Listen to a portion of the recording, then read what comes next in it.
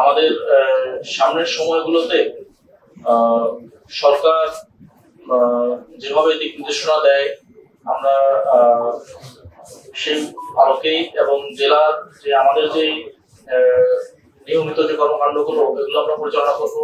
জেলার আইন শৃঙ্খলা শান্তিপূর্ণ রাখার চেষ্টা করবো আমরা, এবং জেলার পরিবেশ, তারপরে বসবাস যোগ্যতা, এই বিষয়গুলো নিয়ে কাজ করব। আর সামনে আমাদের নির্বাচন রয়েছে, তো নির্বাচনের তফসিল ঘোষণা হলে সরকার সমগ্র দেশেই নির্বাচন অগ্রাধিকার হয়ে যাবে। আমরা নির্বাচন কমিশন যেভাবে নির্দেশনা দিবে আমরা সেভাবে চলবো।